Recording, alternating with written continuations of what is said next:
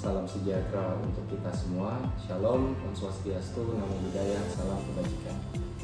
Perkenalkan, saya Andika Adiaksa, Sarjana Hukum, Magister Hukum, dosen Hukum Tata Negara di Fakultas Hukum Universitas Hayo.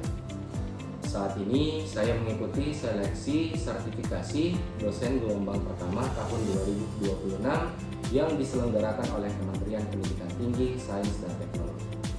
Dalam kesempatan ini, saya memaparkan rancangan pengajaran mata kuliah Hukum Tata Negara sebagai bagian dari unjuk kerja Tridharma Perguruan Tinggi di bidang pengajaran. Mata kuliah Hukum Tata Negara merupakan mata kuliah wajib berbobot 3 SKS yang akan ditempuh oleh mahasiswa pada semester 2. Dalam satu semester, perkuliahan dijadwalkan dalam 14 pertemuan, ditambah 1 kali ujian tengah semester dan 1 kali ujian akhir semester. Mengapa mata kuliah ini diletakkan di awal masa studi? Karena mata kuliah ini menjadi fondasi bagi seluruh cabang hukum publik lainnya. Tanpa pemahaman yang kuat tentang bagaimana negara dibentuk dan dijalankan, mahasiswa akan menghadapi kesulitan untuk memahami hukum-hukum turunannya. Tujuan utamanya adalah untuk membekali mahasiswa dengan kemampuan berpikir kritis dan logis dalam menghadapi isu-isu ketatanegaraan. Secara rinci, capaian pembelajaran yang dirumuskan adalah: pertama, menganalisis isu-isu ketatanegaraan kontemporer dengan penalaran logis, kritis, dan sistematis, serta tetap memperhatikan nilai humaniora dan keadilan sosial. Kedua, mengevaluasi dinamika hubungan antar lembaga negara, sistem check and balance, dan implikasi putusan Mahkamah Konstitusi terhadap tata kelola pemerintahan. Yang ketiga, merumuskan solusi hukum dan rekomendasi kebijakan atas fenomena hukum tata negara yang mutakhir, seperti sengketa pemilu, pengujian undang-undang, maupun reformasi birokrasi dengan pendekatan analisis berbasis bukti. Yang keempat, mengintegrasikan teori hukum tata negara, asas-asas konstitusi, dan nilai-nilai Pancasila dalam mengkaji secara kritis persoalan penegakan hukum dan demokrasi di Indonesia. Capaian pembelajaran lulusan ini menyesuaikan dengan capaian pembelajaran lulusan program studi yang diharapkan memiliki integritas akademik dan profesional dengan mengutamakan etika, moral, serta kode etik profesi hukum, serta senantiasa menginternalisasikan nilai keadilan, kepastian, serta kemanfaatan hukum. Mereka juga diharapkan menguasai secara mendalam terkait dengan teori, asas, doktrin, dan norma hukum, baik secara nasional maupun internasional, termasuk metodologi penelitian hukum, normatif maupun empiris, serta isu-isu hukum global terkini. Selain itu, lulusan mampu berpikir logis, kritis, sistematis, dan inovatif dalam mengidentifikasi serta memecahkan persoalan hukum dengan pendekatan multidisiplin yang humanis dan berkeadilan sosial. Pada tingkat aplikatif, mahasiswa sangat diharapkan mampu untuk mengkaji masalah hukum di tingkat nasional dan global, merumuskan solusi kebijakan yang bertanggung jawab, serta mengkomunikasikan hasil kajian secara ilmiah dan argumentatif. Untuk itu, ruang lingkup materi dalam mata kuliah Hukum Tata Negara mencakup: yang pertama, pemahaman komprehensif sistem ketatanegaraan Indonesia berdasarkan Undang-Undang Dasar Negara Republik Indonesia tahun 1945. Yang kedua, pengertian ruang lingkup dan hakikat daripada hukum tata negara. Yang ketiga, sumber-sumber daripada hukum tata negara. Yang keempat, teori konstitusi. Yang kelima, perkembangan Undang-Undang Dasar Negara Republik Indonesia tahun 1945. Yang keenam, konsepsi negara hukum dan demokrasi. Ketujuh, sistem pemerintahan menurut Undang-Undang Dasar Negara Republik Indonesia tahun 1945. 8. Lembaga-lembaga negara dalam sistem ketatanegaraan Indonesia. 9. Sistem pemilu di Indonesia, serta problematika hukum tata negara kontemporer.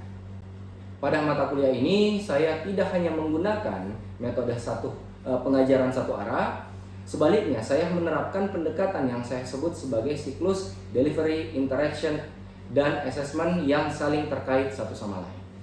Di mana delivery di sini yaitu memadukan proses perkuliahan dengan menggunakan media pembelajaran dan studi aktual. Kemudian yang kedua, interaction di sini saya mendorong partisipasi aktif mahasiswa melalui metode case method dan pembelajaran kolaboratif Mereka dibagi dalam kelompok untuk mendiskusikan kasus-kasus nyata dan merumuskan solusi hukum. Ketiga, asesmen, yaitu penilaian saya rancang untuk mengukur proses dari hasil secara proporsional. Penilaian dirancang untuk mengukur proses sekaligus hasil belajar secara proporsional. Saya percaya bahwa belajar tidak hanya ditentukan melalui nilai akhir semata. Komposisi penilaian diantaranya yang pertama, kehadiran dan partisipasi aktif yang dinilai sebanyak 10% untuk mendorong konsistensi. Yang kedua, kuis dan tugas individu dengan bobot 20% untuk mengukur pemahaman konseptual. Yang ketiga, ujian tengah semester yang dibobot 20% untuk menilai penguasaan materi awal. Yang keempat, proyek kolaboratif, yaitu membuat makalah analisis yang berkaitan dengan isu-isu hukum tata negara terkini yang dibobot 25%. Serta ujian akhir semester yang dibobot sebanyak 25% untuk mengukur kemampuan sintetis dan evaluasi atas keseluruhan materi. Dengan perpaduan antara substansi materi yang kritis dan metode pengajaran yang interaktif, saya optimis mahasiswa tidak hanya akan menghafal pasal-pasal saja, tetapi juga mampu menjadikan hukum tata negara sebagai pisau analisis untuk membaca dinamika kekuasaan bahkan mendorong perubahan sosial yang berkeadilan. Demikian gambaran rancangan pengajaran mata kuliah hukum tata negara yang saya sampaikan. Selanjutnya, saya akan beralih ke sesi demonstrasi pengajaran untuk memperlihatkan secara konkret penerapan metode ini di dalam perkuliahan.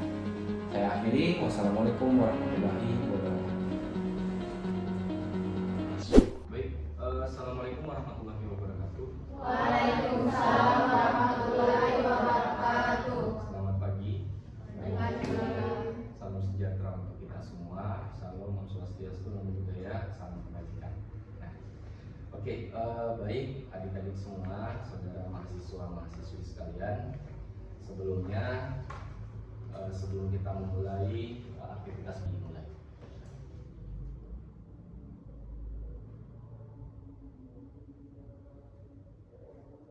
Oke, doa selesai. Oke, untuk lebih baiknya saya berdiri saja ya.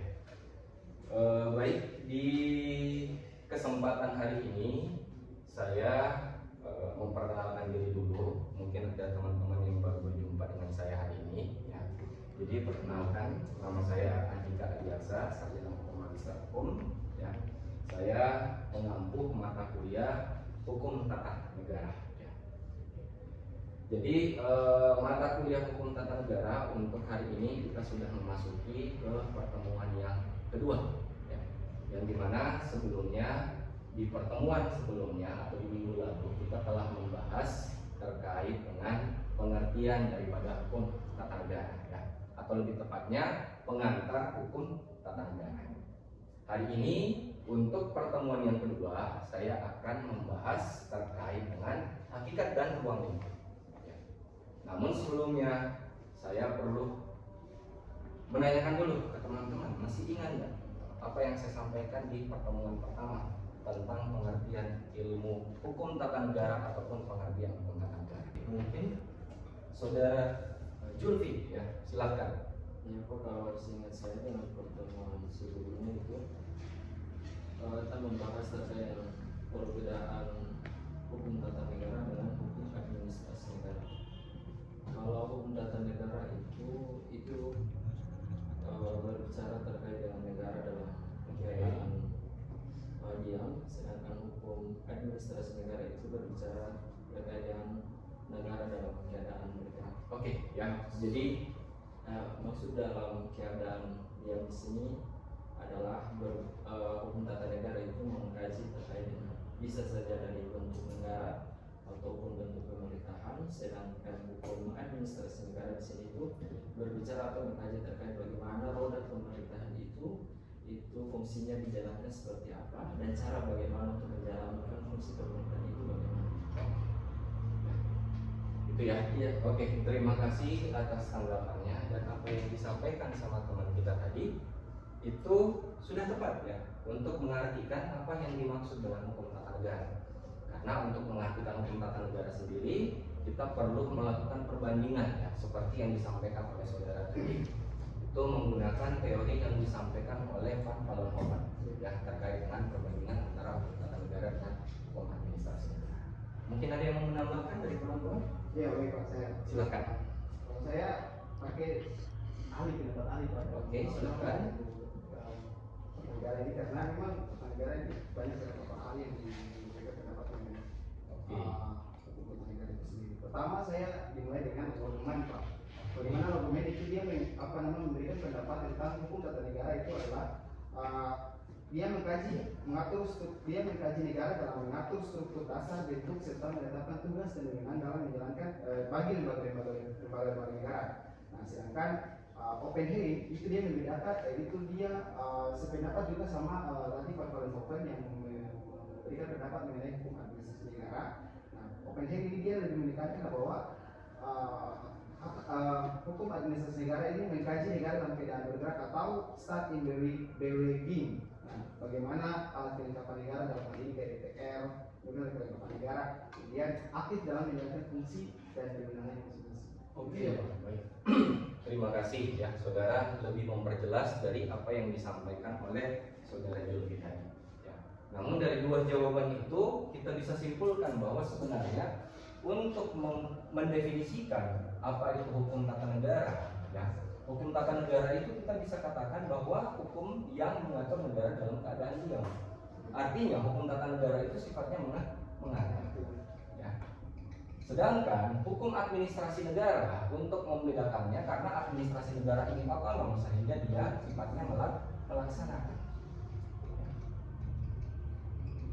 Dari pengertian sederhana seperti ini sebenarnya teman-teman sudah mengetahui ya bahwa hukum tata negara dapat didefinisikan sebagai suatu hukum yang mengatur bagaimana negara itu dapat dilaksanakan nantinya oleh hukum administrasi negara. Lanjutkan ya untuk materi di pertemuan yang kedua yaitu hakikat dan ruang lingkup. Kalau kita membahas tentang hakikat berarti kita berbicara kenapa kita harus belajar tentang hukum tata negara. Sedangkan ruang lingkup itu mencakup hal-hal yang akan menjadi pokok pembahasan di dalam hukum tata negara. Ya, oke, kita langsung lanjutkan. Oke, kemudian kita mulai dari hakikat daripada hukum tata negara. Ya, karena saya katakan tadi bahwa hakikat itu adalah tujuan.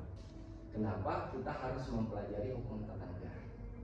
Yang pertama, teman-teman dapat melihat di atas di paparan slide bahwa hukum tata negara itu merupakan cabang ilmu hukum yang fokus kajiannya itu adalah negara dan konstitusi. Artinya berbicara tentang hakikat hukum tata negara berarti ada singgungan antara hakikat dengan ruang lingkup. Kenapa? Karena kalau kita ingin mengetahui tujuannya, kita harus tahu apa yang ada di dalam hukum tata negara. Maka hukum tata negara itu sendiri, ruang lingkupnya secara sederhana saya bedakan menjadi dua. Yang pertama namanya negara. Yang kedua orang bilangnya biasanya hukumnya negara atau kita mengatakan dengan istilah konstitusi. Ya. Jadi hakikat daripada hukum tata negara sendiri adalah untuk mengetahui bahwa hukum tata negara itu kajiannya adalah negara dan hukumnya negara. Kemudian yang kedua ada istilah Stadtrecht in Rumerising dan Stadtrecht in Energie.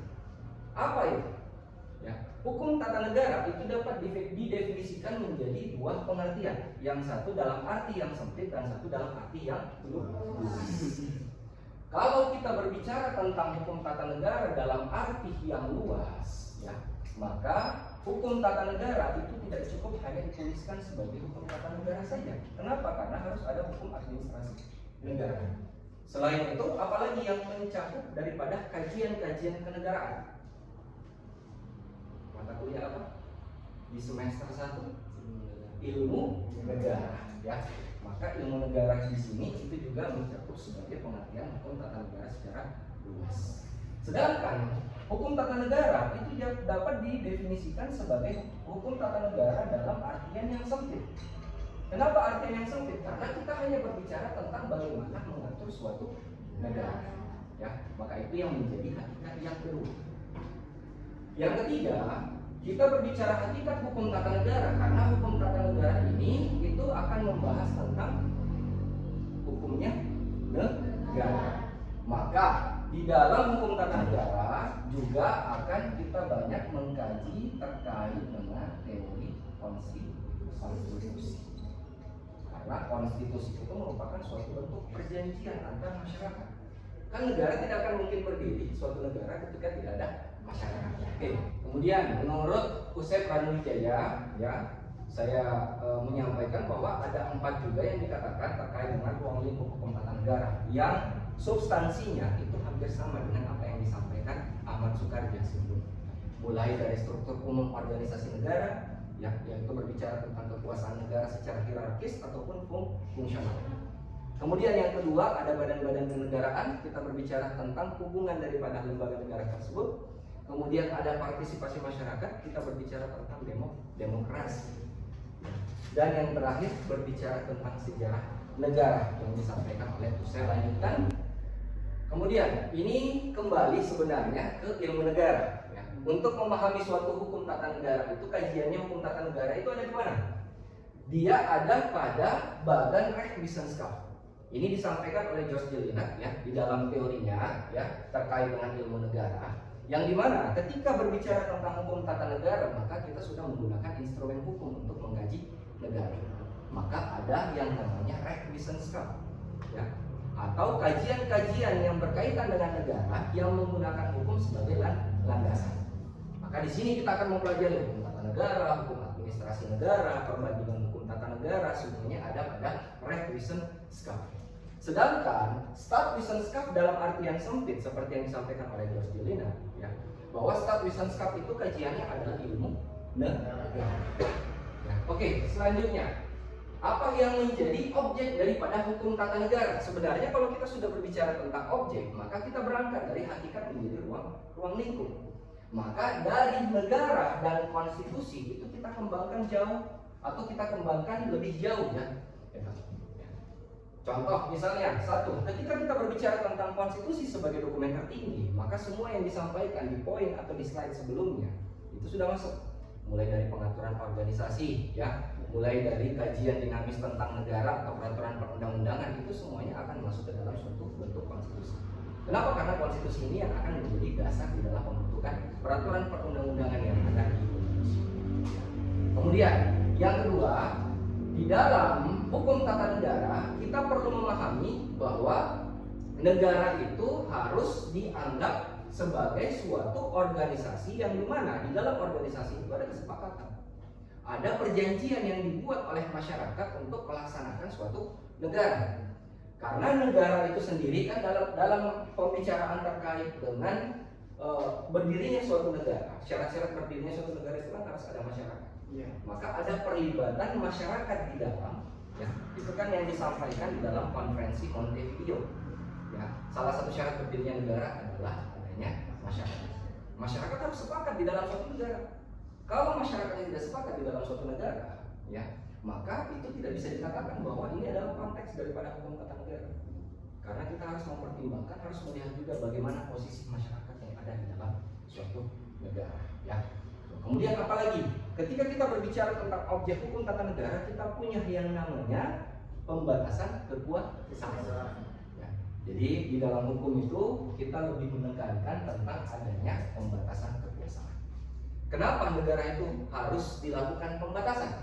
Kenapa negara itu harus dilakukan pemisahan kekuasaan? Ya.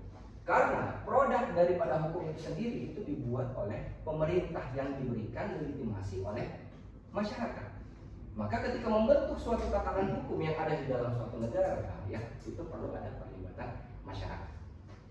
Ketika masyarakat itu terlibat di dalam, maka masyarakat akan menentukan indikator pembatasan terhadap pemerintah yang melaksanakan suatu negara. Ya. Itu yang perlu dipahami. Hubungan hukum tata negara itu dengan sebuah permainan catur.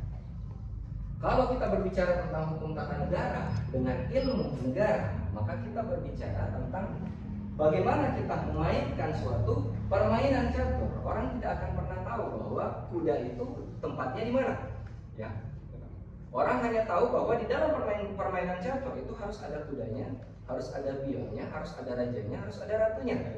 Ya. Siapa yang atur? Hukum tata negara. Makanya kalau belajar ilmu negara, orang akan belajar tentang unsur-unsur berdirinya suatu negara. Sedangkan hukum tata negara itu bagaimana kita bisa mengatur daripada unsur-unsur yang telah dipelajari di dalam ilmu negara itu saja. Kemudian, hukum tata negara dengan hukum administrasi negara.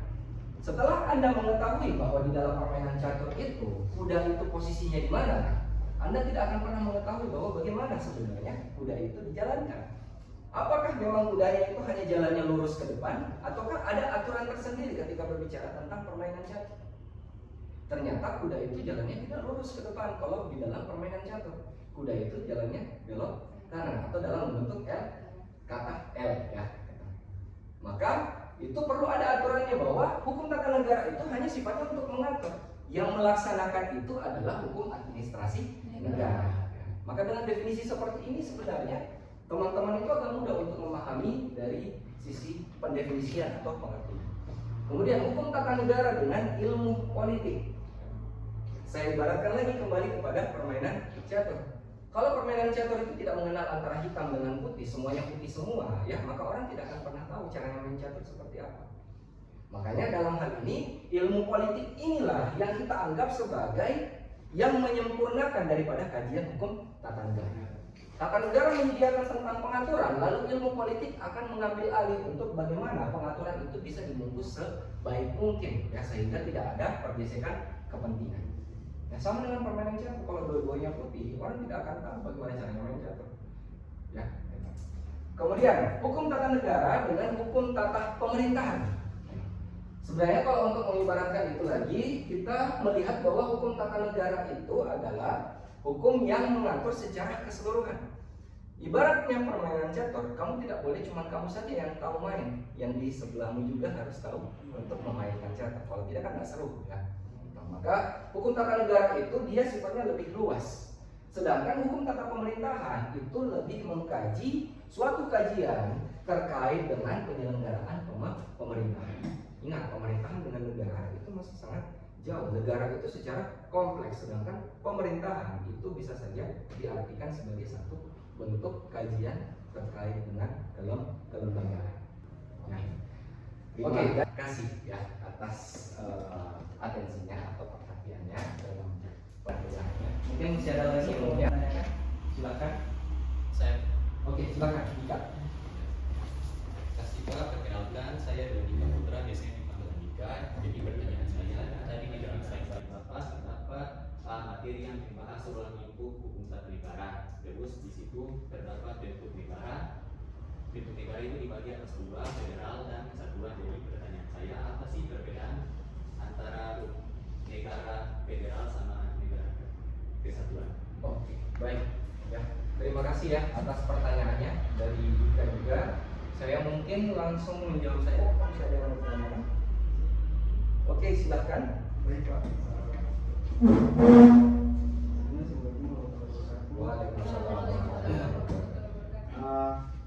Jadi saya menyimak secara apa yang disampaikan oleh Bapak dan saya juga saya terfokus dalam satu poin Pak tentang masyarakat. Konstitusi kita pasal 1 ayat 3 ya tentang pasal 1 ayat 1 tentang kedaulatan negara di tangan rakyat kondisi ketatanegaraan kita pada hari ini ya, tentang kedaulatan itu bagaimana menurut Bapak tentang kedaulatan negara saat ini, kedaulatan rakyat saat ini? Oke, baik. Terima kasih atas pertanyaannya. Ya, dari saudara Dika, ya, terkait dengan bentuk negara kesatuan dengan bentuk negara federal. Apa yang membedakan antara bentuk negara kesatuan dengan negara federal? Kalau saya menyampaikan, ya, saya mengutip pendapat daripada Utrecht, ya, terkait dengan pengertian atau memahami antara negara kesatuan dengan negara federal. Menurut Utrecht sendiri, negara federal itu adalah negara yang bersusun tunggal. Artinya apa? Kedaulatan pemerintahan itu berada di tangan pemerintah pusat.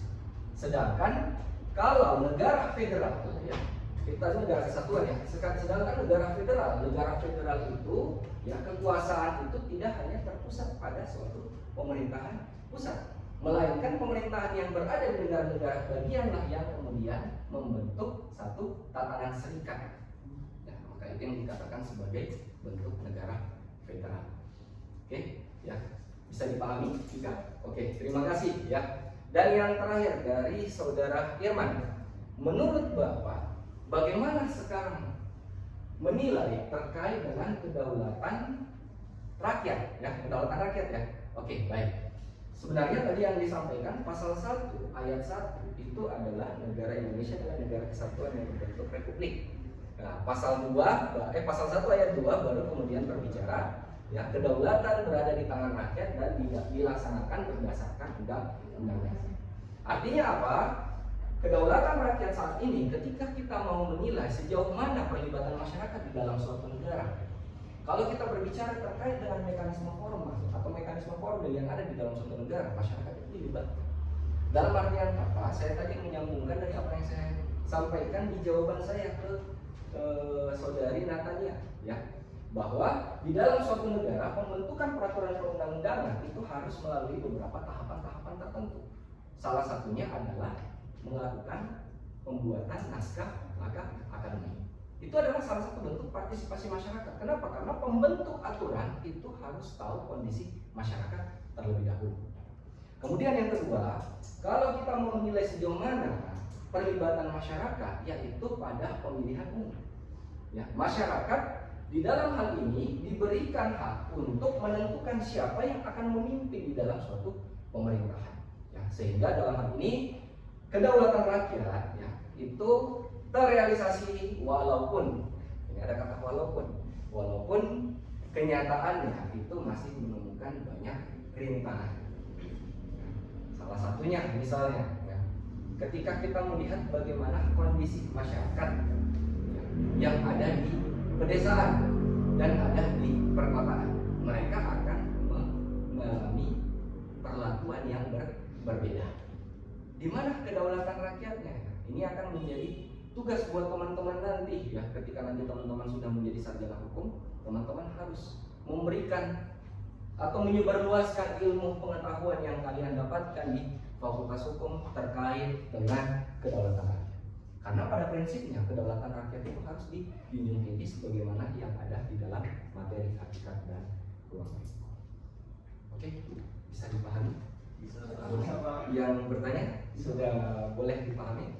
Oke. Sampai saat ini masih ada yang bertanyakan? Oke, kalau tidak ada, saya akan memberikan penugasan kepada mahasiswa-mahasiswi sekalian yang dimana di dalam rencana pembelajaran semester pertemuan kedua itu ada pemberian tugas. Ya. Jadi nanti teman-teman silahkan untuk mengerjakan tugas, gunakan referensi terbaru seperti buku ataupun jurnal-jurnal terbaru. Jangan gunakan jurnal-jurnal yang sudah terlalu lama ya, karena kajiannya mungkin sudah tidak relevan lagi dengan kehidupan masyarakat. Ya, saya kira itu saja hari ini semuanya hadir ya.